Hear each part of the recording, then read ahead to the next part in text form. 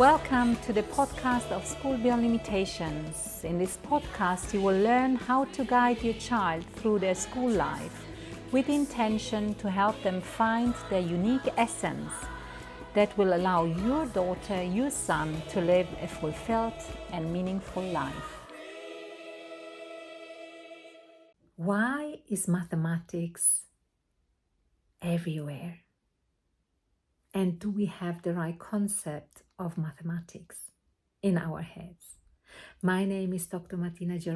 I'm the co-founder, CEO, and designer of the school model of School Beyond Limitations.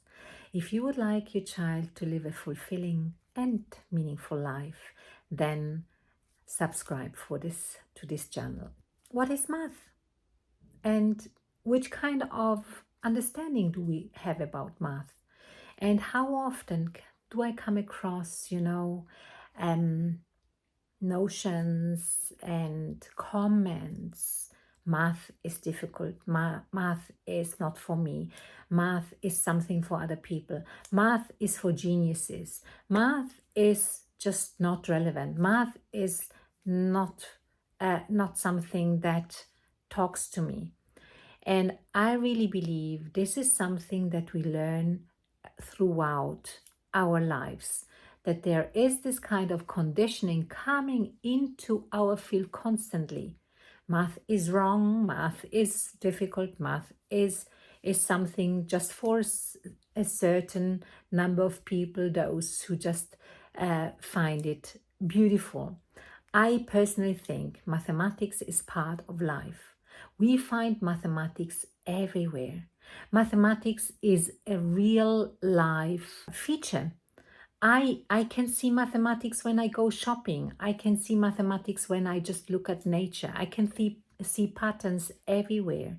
I can show my students, my children, how to approach problem solving, and get away from this traditional thinking mathematics is just something that I need to fill in the textbooks.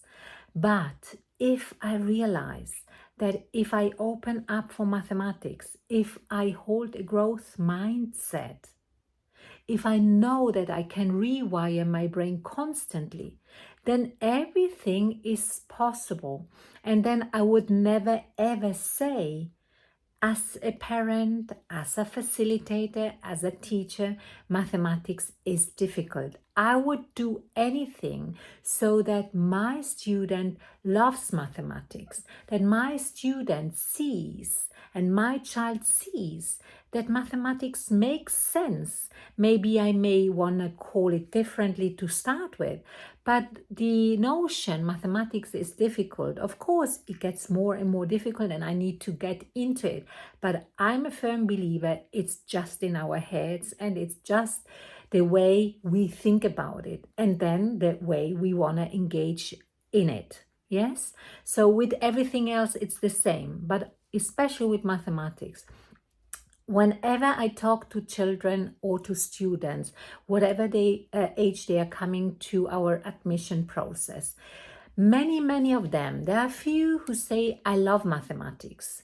And then, of course, it's already there. We don't have to do anything about it. We just need to nurture that. We need to show them that there is more to come and that there is no limitations out there. But then there are the majority, and honestly speaking, this makes me sometimes really sad because this is nonsense.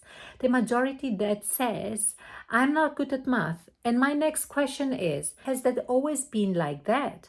And when they then say, no, actually, I really liked mathematics in primary school, in first and second grade.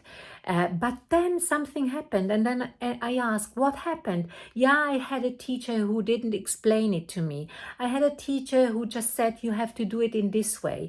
I had a teacher who didn't care about the speed. There were some students in the class who were faster, and then they really, they started bullying me, or they started, making fun of me because I didn't understand.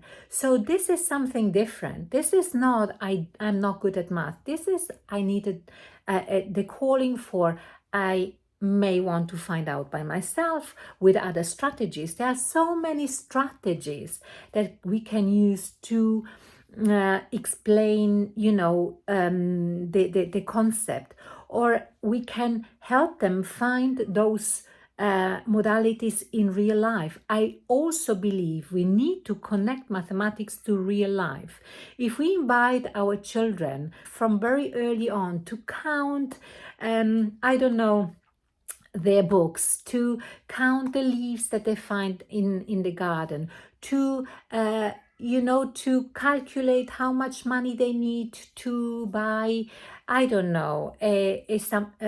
little something, an ice cream or whatsoever, then we open the space for math. If we invite them to look at the number plates of cars, if we invite them to add those numbers, and then they just train their brains, and they actually repeat and repeat, and there are patterns.